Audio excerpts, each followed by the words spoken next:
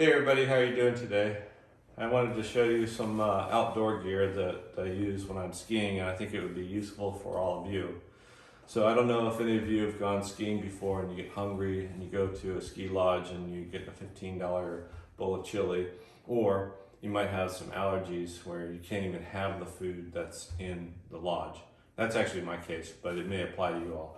So what I've got is some food in here and a stove, like a camping stove in this backpack, and it's light enough to carry it while I'm skiing, and I also have water for drinking. So you can take this while you're skiing. It's stable enough while you're going around, and you have enough room in here for everything that you need throughout the day, and you can enjoy a day on the slopes and still stay well nourished and well hydrated. So I decided to show you what's inside of this. The backpack itself, just take a look at that. It's real lightweight. It packs up into something very small. I've actually used this in the summertime when I've been in travel, and it's nice because you can put a lot in there. So I'll show you what I'm going to do here. So I'll pull it open. Normally what happens is, like, you can go to a lodge, a ski lodge, and a lot of times they let you set up outside of the ski lodge with your they have tables around, and you can sit outside and enjoy the view and have a meal if you want to. And that's what the point is of this. Some lodges might allow you to bring food inside, so if you had a thermos you could take it inside there and eat it there, but a lot of them don't do that. You know, they're paying for the lodge itself and want to make sure that people buy the food in there, so I get that. But if you're like me, you want to eat and you want to eat well, then I've got a solution here for you all. So I'm going to sit down and show you some more.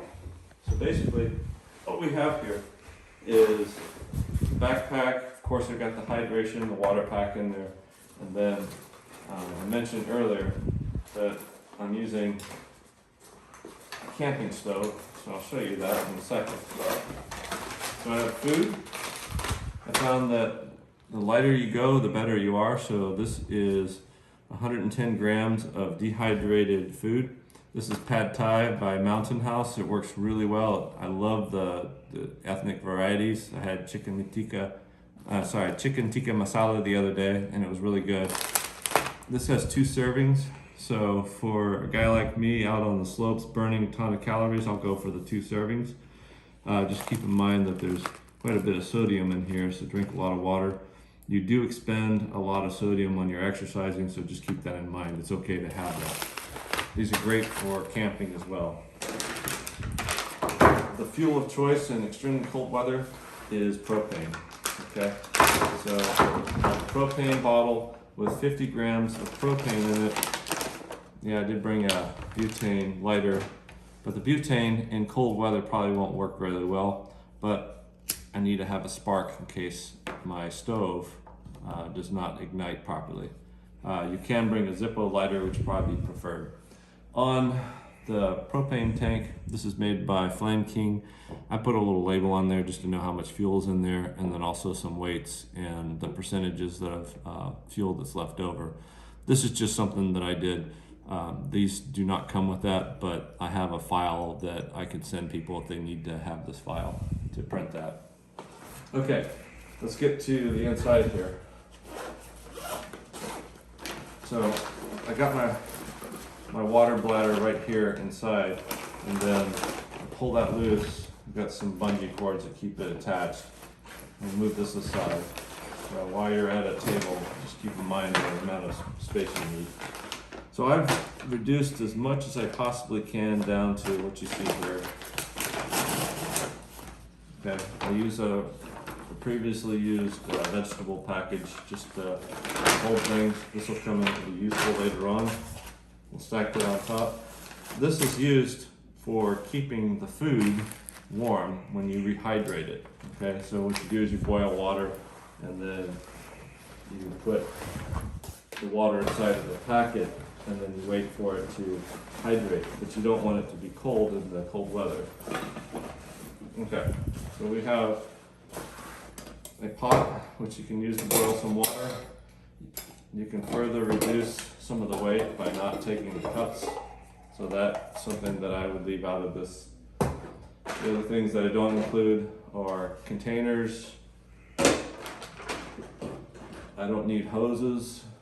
I don't need scales for weighing things because it's just I'm out and that's it for a day.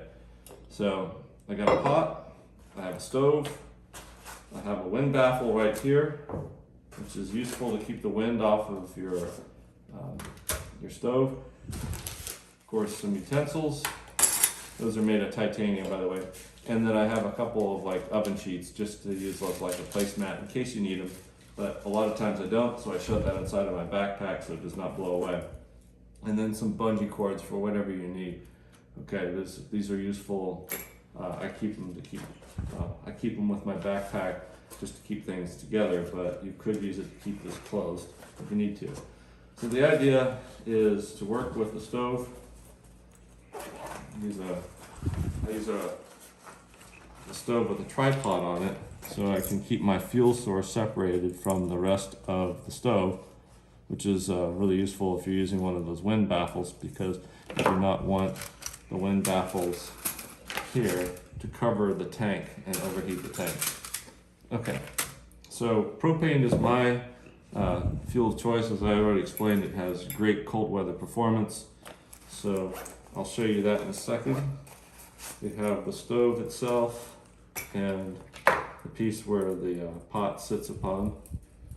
Okay. By the way, when you're doing this, I'd recommend that you have a set of gloves, like a little leather set of gloves or something separate than what you normally wear during the day. You don't want to be doing this with mittens. It's hard to do. So just keep that in mind. Gloves, and then also maybe a hat if you take off your helmet or your ski hat. You want something that will still keep you warm.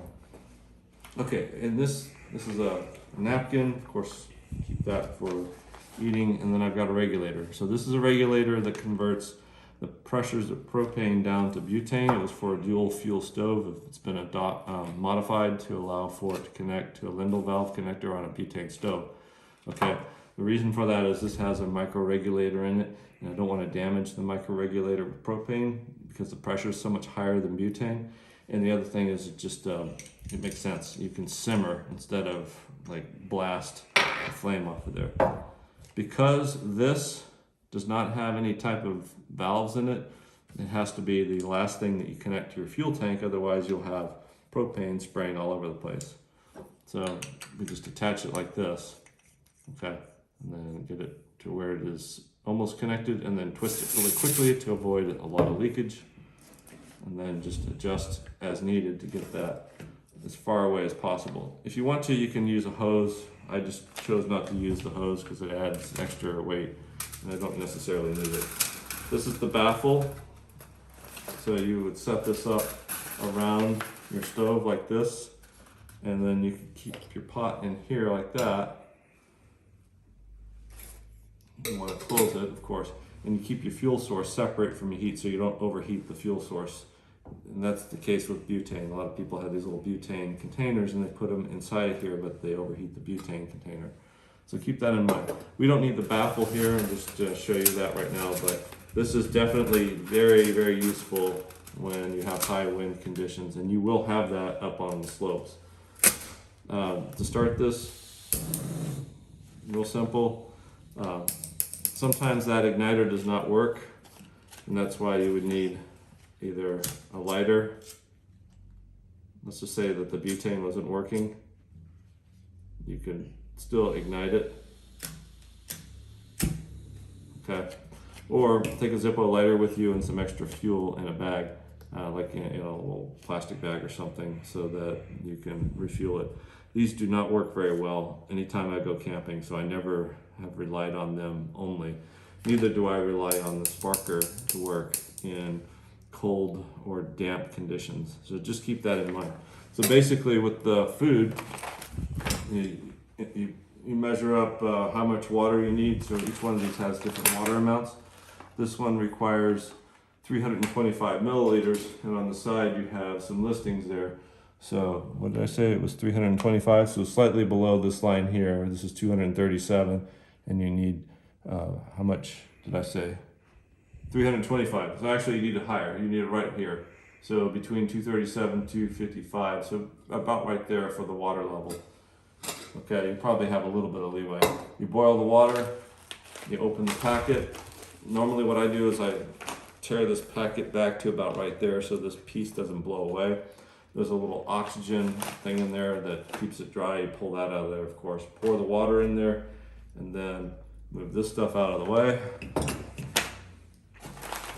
And this is where the bag is useful. It's going to be cold where you are located.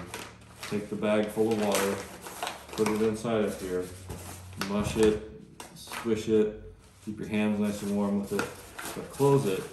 And this is really light material, but it's very good and insulated. And just take it and stick it inside of your bag like this. Okay.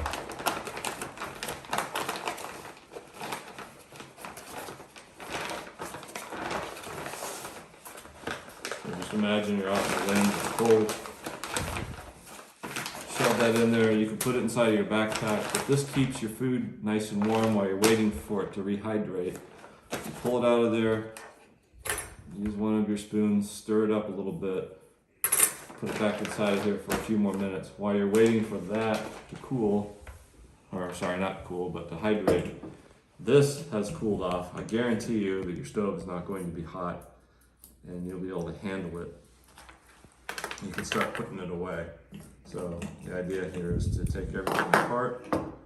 This is going to be the very first thing that you disconnect. And then you disconnect the regulator because you don't want the propane spraying out of there. And so yeah, just basically here at this point, you get all this cleaned up. I don't have to show you how to do that. The water comes from the camel pack that I have in the back.